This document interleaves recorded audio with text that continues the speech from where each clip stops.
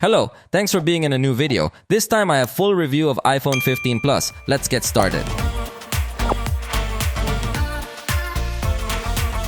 This is the full-size version of the entry-level model of the iPhone 15 series. Although its price is not as low as one might expect from a device with similar specs as it has, and therefore we could even consider that its biggest competition will be the iPhone 14 Pro, that is, the Pro model of the last generation. Possibly this device is superior in terms of the size of its battery, but in all other aspects it is going to be either very similar or even slightly inferior than that model. That's probably why Apple has pulled the iPhone 14 Pro from its current lineup. This device has a launch price in Mexico of 21,999 pesos.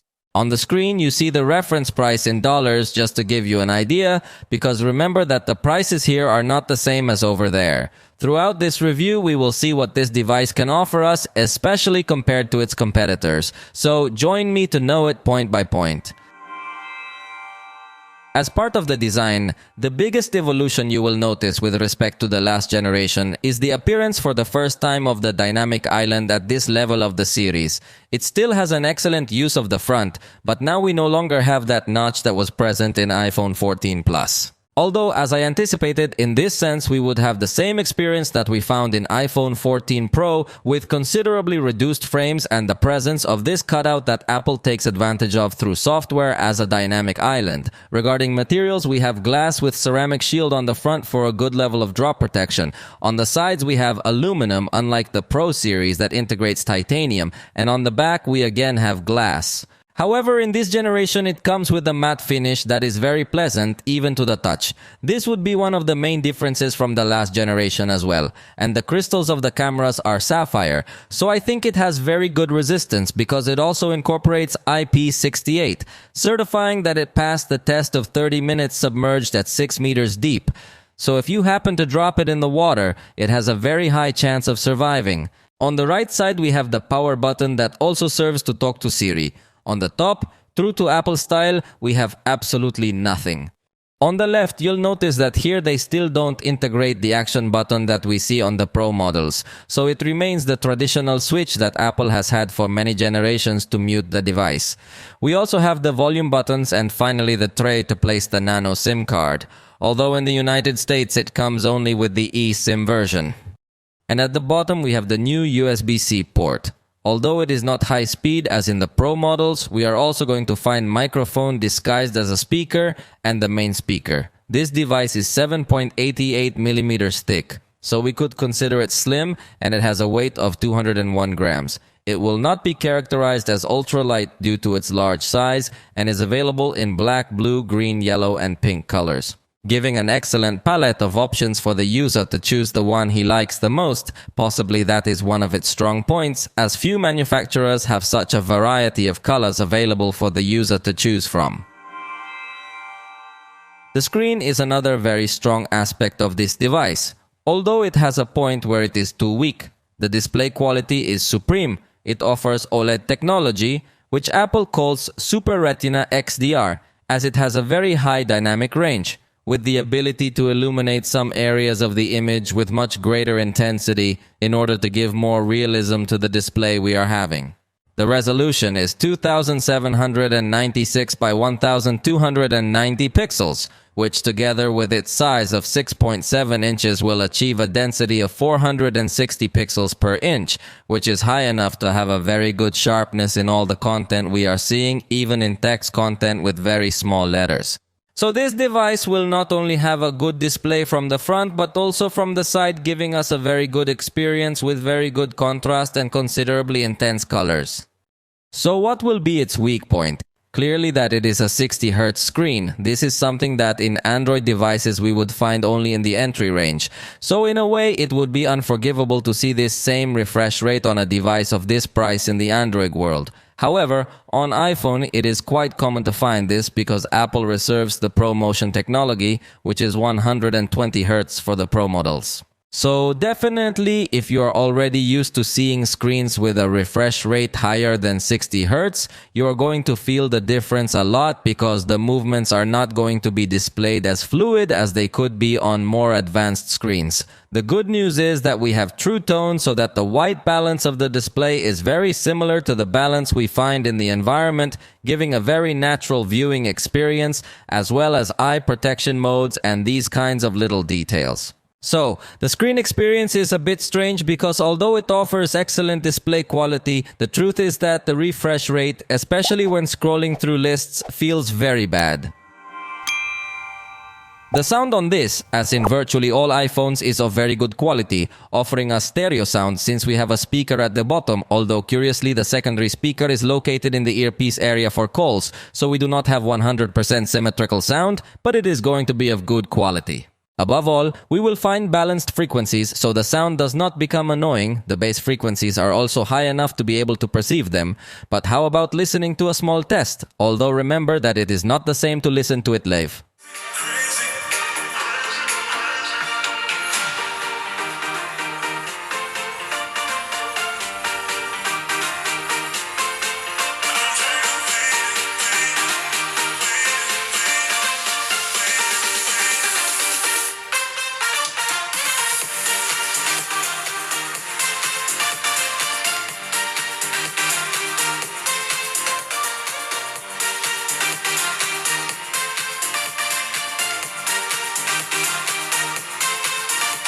The disadvantage here will be that it does not have a general equalizer for the system but only within Apple Music. So if you are not a user of this platform, you cannot enjoy this customization for the type of sound that is emitting the iPhone, although honestly I do not see so necessary to change the type of sound as it sounds great, but there are other manufacturers that do allow you access to an equalizer of all speakers, therefore we can also ask the iPhone.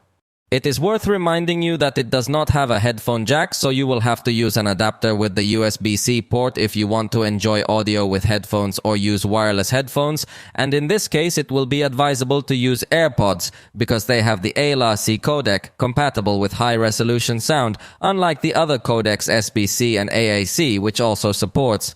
However, unlike other Android manufacturers, this iPhone does not support advanced codecs from other companies such as Qualcomm's aptX, LHDC, or LDAC. Therefore, if you want to enjoy high-resolution audio, you must have AirPods.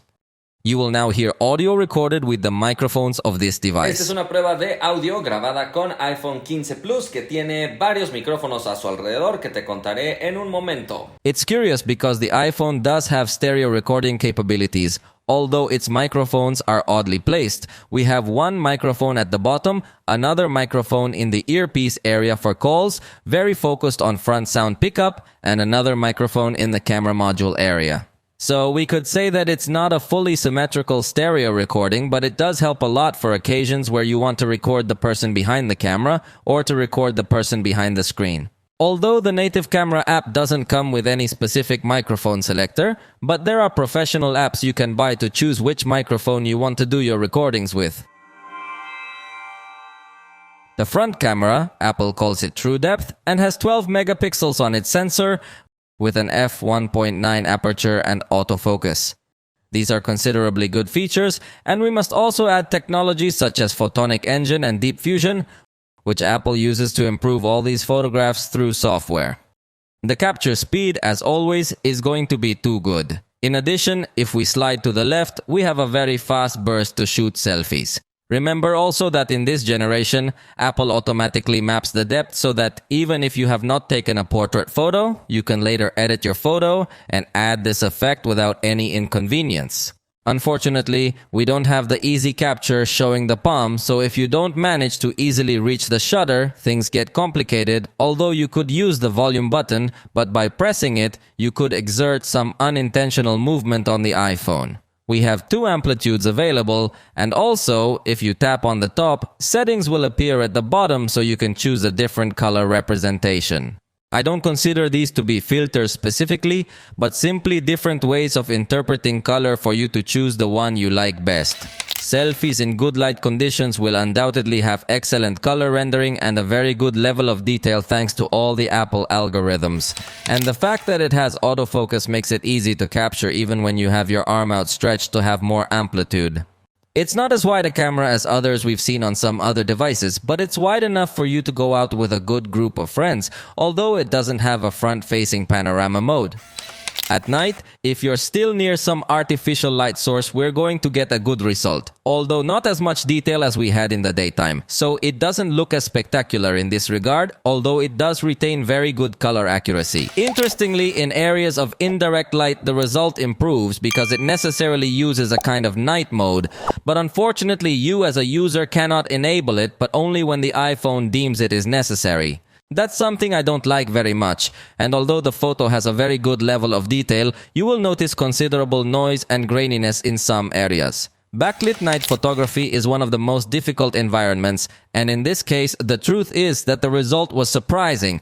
The iPhone illuminates its screen in a very light way to give illumination to your face, and the result is undoubtedly very good. And backlit scenes in the daytime will also look spectacular.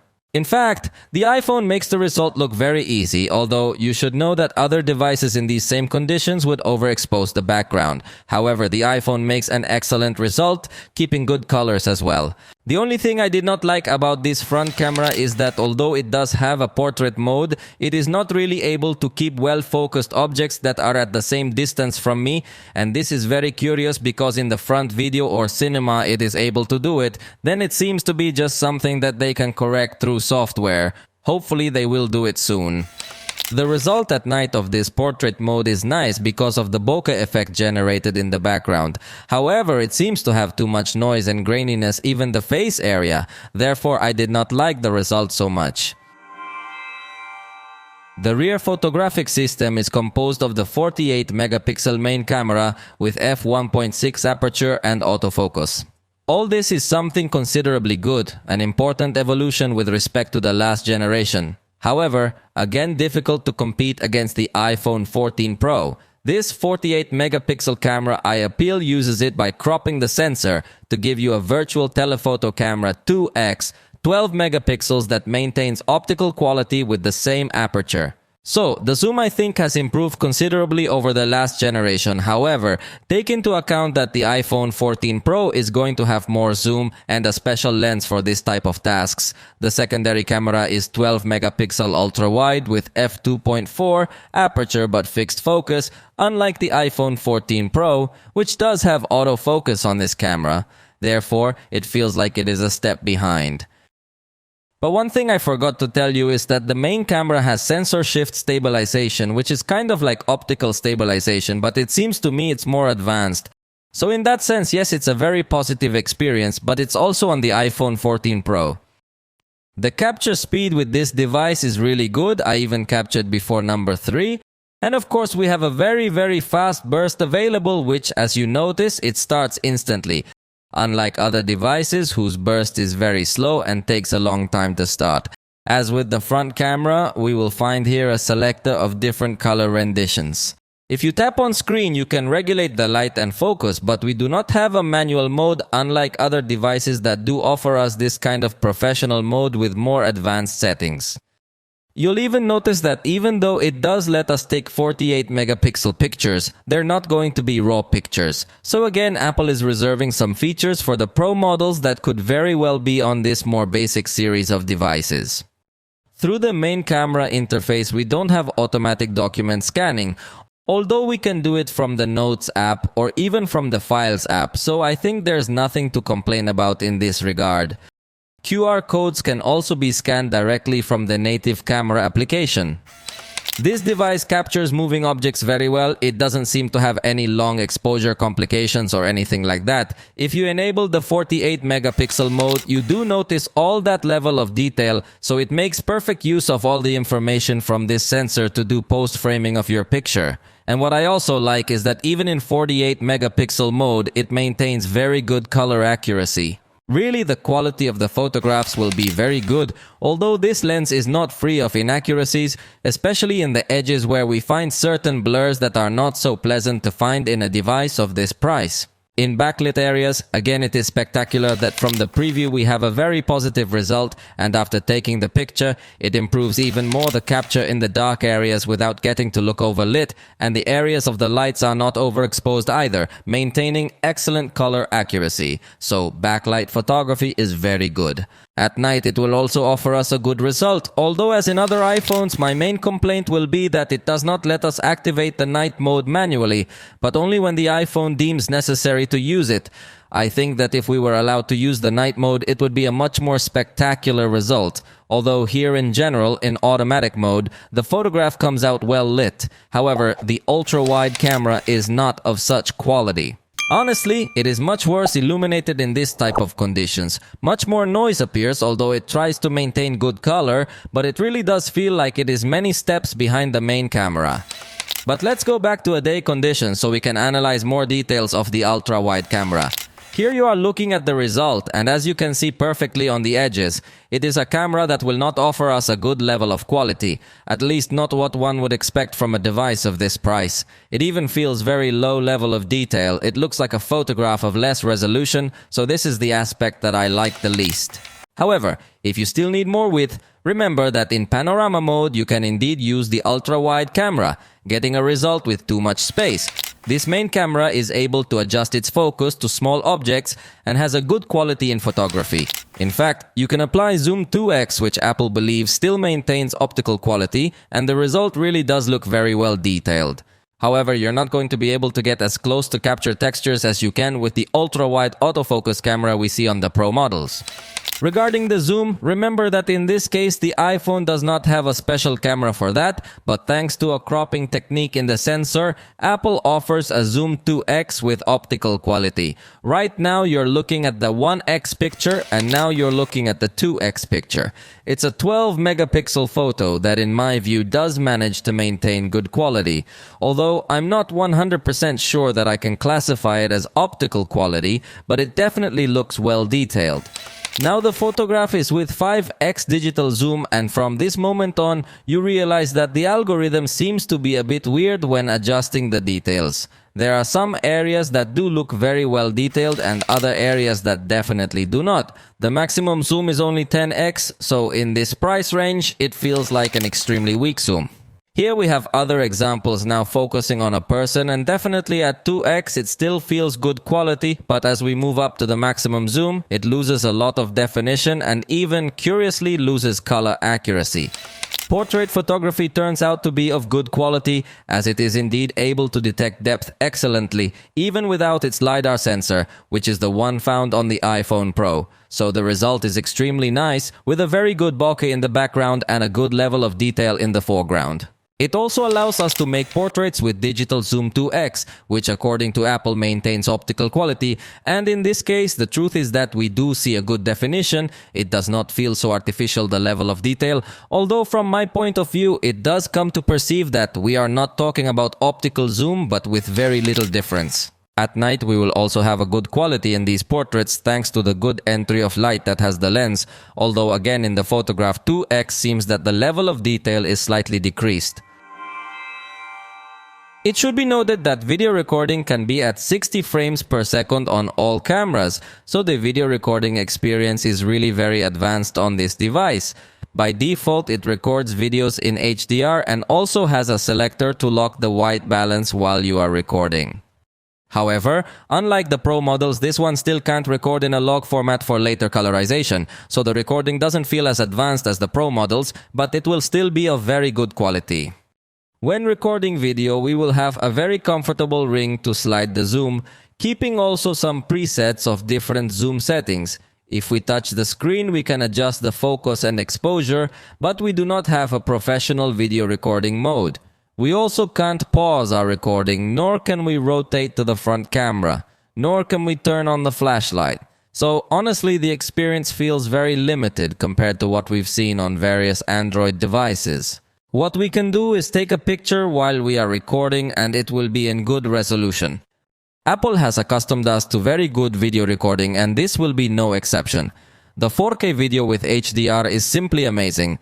Outdoors we have a good level of detail, good color rendering, no inaccuracy in focus or white balance, so the overall video is very stable and of very good quality. Even in scenarios where we don't have so much illumination, the result seems very good to me. It reduces noise well while maintaining colors well, although of course the ultra-wide camera will totally underperform in this kind of intermediate or low light conditions. In backlight, the performance will again be very good. Possibly the shadow area does not have as much saturation as we would like, but we were definitely in one of the most complicated scenes we had seen that day. So the result seems to me very good, especially because the sky comes out perfectly well defined without any overexposure. The stabilization will also be of a very good level thanks to the fact that it has stabilization inside the sensor, so you can perfectly walk around and the movement feels well disguised. In fact, if you go running, we will also maintain a good stabilization, although not excellent as we saw in the Pro model. However, if you enable the action mode, we will have a considerable improvement whether you are walking or running, so it can give you much better quality in this mode, although the video recorded in 4K is no longer there. Regarding the zoom, in this case you can start recording from the ultra-wide camera while maintaining the 4K resolution, and I find that it maintains a very good level of detail in virtually all zoom settings, although at the maximum setting it feels that there is much greater presence of noise and only reaches up to 6x. However, it is remarkable that at 6x it still has a very good level of detail, but it falls totally short compared to all its competitors. Focusing is going to be good, and in fact it seems to me to be much more accurate than the Pro model because its lens can focus from a little closer than its big brothers. With respect to more subtle movements, it may not be as accurate since it doesn't have the LiDAR scanner, but it seems to me that I don't have much to complain about with respect to focusing on this device. One positive thing is that it does allow us to record video in cinema mode, blurring the background in a very nice and very accurate way, even without the LiDAR scanner. In fact, also when I move away, the intensity of the blur changes compared to when I am close, so the result seems to me extremely good considering that it is in 4K and without LiDAR scanner, as it is even able to keep the objects in focus, which is quite surprising. So in this sense, it is indeed above practically all its competitors. It also integrates a slow motion mode that can reach up to 240 frames per second in Full HD, although it is not as spectacular as a super slow motion. It also has a fast camera but only in Full HD and with an automatic speed adjustment. So in this sense, it could improve a lot since other manufacturers do allow us 4K with different speed settings. The front camera has practically the same recording quality as the rear camera, so it surprises a lot. It has good stabilization and very accurate colors. The backlight performance is also going to be good, although not perfect, but honestly within practically all its competitors I could tell you that this is the one that records better in this type of conditions. The level of detail is very good, and this particular scene was too complicated and I think it solved it in a good way. At night or in low light conditions, the color is still trying to be kept as accurate as possible, and it also has a good algorithm to reduce noise. However, this also could at the same time take away from the level of detail, and anyway in darker areas you still witness this graininess, especially if there is movement in the scene. When you're in a more static scene, the noise tries to disguise itself better, but it doesn't strike me as the highest quality I've seen on other smartphones. However, something positive is that with this front camera, you can also record in cinema mode, generating a very natural bokeh effect in the background, also maintaining good stabilization, and even in this case, keeping the focus towards the objects, something that does not happen in photography. That's why I find the result very strange. In fact, also remember that you can blur the foreground and focus on the background, which is something you can't achieve on Android devices. It also has basic slow motion and basic fast motion up front here, in both cases in Full HD, so it's not quite as spectacular, but it's a tool that can be useful. However, it would also be useful to have a dual recording mode, but this device does not integrate it. Regarding the software, we will find basically the same as we find in all iPhones, so here there is not much difference with respect to other models. The novelty with respect to the iPhone 14 Plus is that this time we would find the dynamic island. So in this dynamic island, we could be aware of some other live activity or our music player. So it could be useful, although I feel that there are still not so many developers who get to take advantage of it 100%. Apple also has a shortcuts application to automate several things on your device, although it can be complex to create your own shortcuts, so it is not that simple. But anyway, they do have a gallery of predefined shortcuts, so you can take advantage and explore the ones you like the most. Remember that Apple has also introduced for the first time this contact poster on which you can place your photos, and you can also assign photos to different contacts so that a different call screen appears depending on who is calling you. You can also share your own contact poster via name drop with other contacts. If you put the iPhone to charge horizontally, the new call waiting feature will also appear, although all these features anyway are coming through updates to past generations, then they do not represent as such an improvement exclusive to this device, but it is interesting so that it can be used as a nightstand or something similar, since it works not only with cable charging but also with wireless charging. And one of my favorite features in iOS is the ease with which you can extract these images in the form of stickers. In fact, you can add it to the system's own sticker library so you can use them within any other application. For example, if you are going to upload an Instagram story, notice how you can perfectly on the system keyboard access this library of stickers, and you can insert them in PNG format. That's something you can't currently do on Android. In fact, you can also extract text digitally from any photo that has text and even from videos, so these are considerably good features. As a point for improvement, Apple still does not include in its native editor some object eraser as we find in several other Android manufacturers. I also remember that with this new version of iOS, there are more widgets available that now allow you to have shortcuts because they support buttons. Previously, this was not available. And just so you know, on this model we don't have always on display because it doesn't have LTPO technology on the screen, unlike the Pro models. Like virtually all iPhones, in security we rely on facial recognition through Face ID, then we will not find a fingerprint reader, and that clearly for me is a weak point. In theory, you can add an additional appearance, however my understanding is that it's based on your face itself, simply if you're suddenly with makeup or a beard or similar things that changes your face, but you can't register multiple people. That can make it a bit more tedious to have to be unlocking every so often your device, and iOS doesn't yet have a smart unlock system based on your location or while connected to another device. What it does have will be autofill passwords with iCloud keychain, synced perfectly in the cloud. So that point I love because you simply with your face fill in the fields. And that's it. Everything works seamlessly, synced with your Mac, iPad and more. It doesn't have app locking natively, although there are some people who through shortcuts manage to simulate a similar function, but it's much more far-fetched. It also doesn't have a secure folder protected with your face, although you could also find some applications that could help you to do this kind of activities. What I like the most are the restrictions we have available to limit applications or content. In case, for example, a minor is going to use this device, you can select perfectly what kind of restrictions you can put, and even in the privacy options you can enable a warning of intimate content, and all these functions we do not usually find them in Android devices. It also has crash detection to make a warning in case of an emergency, so it seems to me that these are functions that can be useful at specific times. And finally, the tool to find your iPhone in case of being lost is unsurpassed by other brands yet, because remember that it uses the entire network of iPhone devices, and even if the iPhone is turned off, it is still traceable, so in terms of this type of security is unbeatable.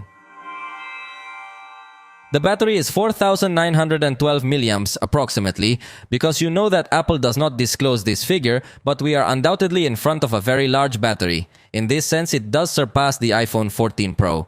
I tried to discharge it by running heavy benchmark applications and watching videos alternately, and I managed to discharge 50% in practically 3 hours, so I could say that the battery is going to perform well even if you put considerably heavy tasks on it. Unfortunately, there is no 100% accurate way to compare the battery life of this device against the duration that would offer us an Android device, but it can tell you that it is a very good autonomy.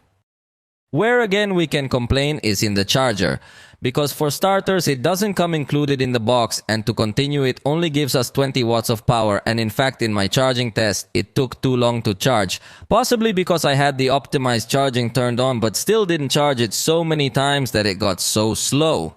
In 20 minutes, it got me back 15%, in 30 minutes, 45%, and 100% took forever because it finished in 2 hours and 25 minutes. Obviously, the optimized charging, you can disable it, and it can even be just temporarily for a day if you are in a hurry and need the battery to charge as fast as possible. And if you are one of those users who need to have it connected to the current all the time, you can enable the 80% limit to avoid rapid wear of this battery. This is a feature that, curiously, we are not going to find on the iPhone 14 Pro, even though it has been updated. Then it could also be an important factor. This device has wireless charging. Through MagSafe, it can charge a little bit faster, but it doesn't have reversible wireless charging yet, so you can't put charging on the back of the iPhone, your AirPods, or something similar. It also has a simple power saving mode, but it doesn't have a more aggressive power saving mode to help you in some emergency.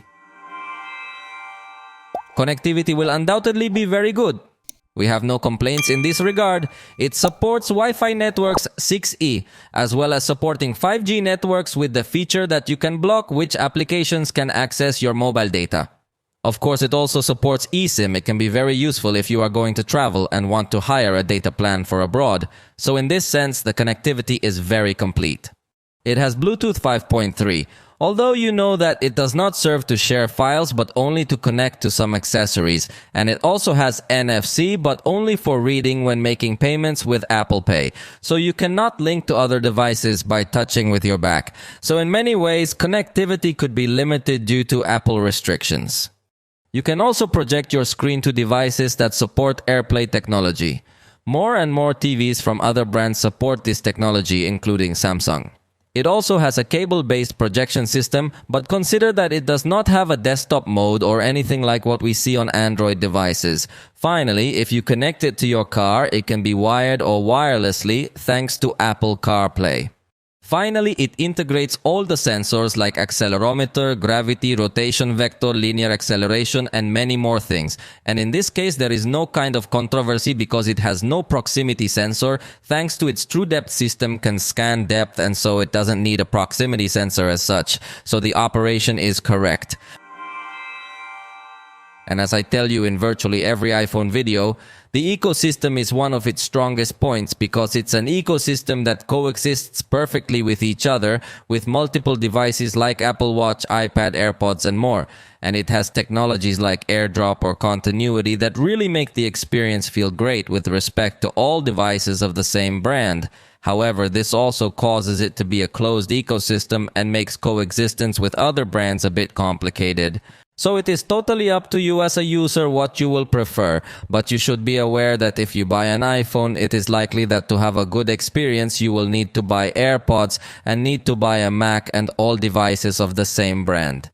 Regarding cloud storage, iCloud gives you 5 GB for free, and after that you will need to pay a subscription if you want to increase that space, but it is appreciated that it also comes with this Apple branded support to give you both cloud storage and an app to control all your home devices, which is Home. If you buy any product that has the HomeKit compatible label, you're going to be absolutely sure that its pairing will be a breeze with the iPhone. And in fact, Apple is such a strong brand that it not only offers all of this, but also offers many more services that you can subscribe to like Apple TV, Apple Music, Apple Fitness Plus, and they're probably going to be releasing more soon. So the whole ecosystem and brand strength feels very elevated in this device.